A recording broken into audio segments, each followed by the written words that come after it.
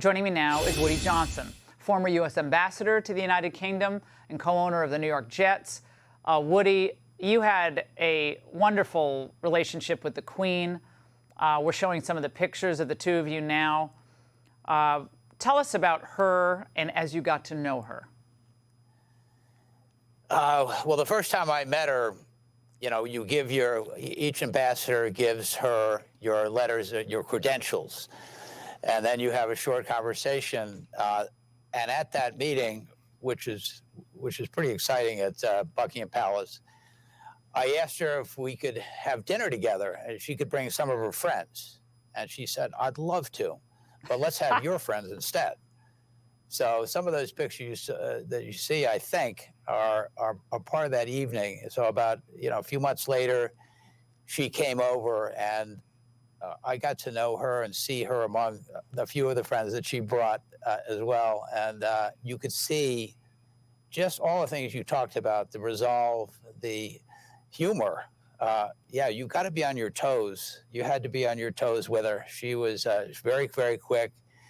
She had incredible memory and on almost any subject. So, and Woody, I was her. Yeah, go Woody, ahead. Her relationship with you, she got to know your family, and President Trump. I know because I spoke to him about it. He just adored her, and it looks like she kind of adored him. Well, I've known Donald Trump, former President Trump, for 40 years, and I've never seen him as excited about anything, maybe with the exception of his wife, to meet the Queen and have a conversation. Particularly, there was a lunch before the state dinner, which was very funny. But the dinner itself, he told me this, not the details, but 45-minute discussion with Her Majesty that he said was probably the highlight of his presidential career. Just that was the impact she had on our president, but also on I imagine all world leaders that met her.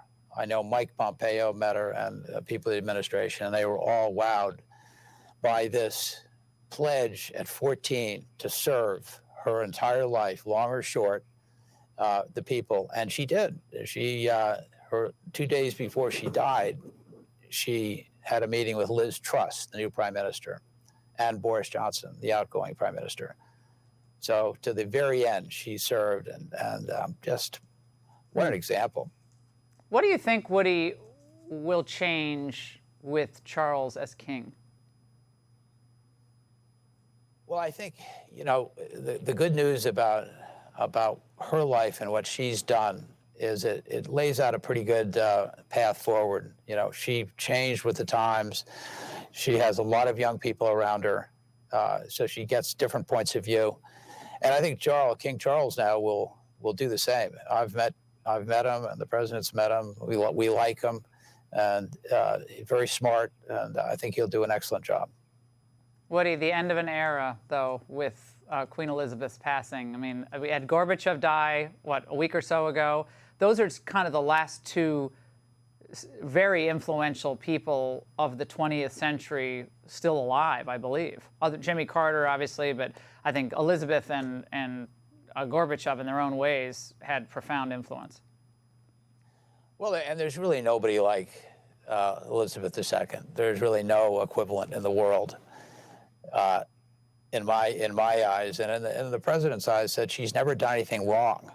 She's had 7 decades in service, plus all those years before that, and that's pretty good. I mean, it's not as good as Laura, but that's Thanks, a Woody. pretty good record. Yeah, no, it's enough. I remember getting your Christmas card, though, Woody, and seeing you with the Queen. I'm like, okay, you win. Like, Woody has the Christmas card. It's a picture with you. Yeah, you won. You'll know. But you were so touched by her and getting to know her, and I was so grateful that you were able to come on tonight to share some of those memories. It's a pleasure.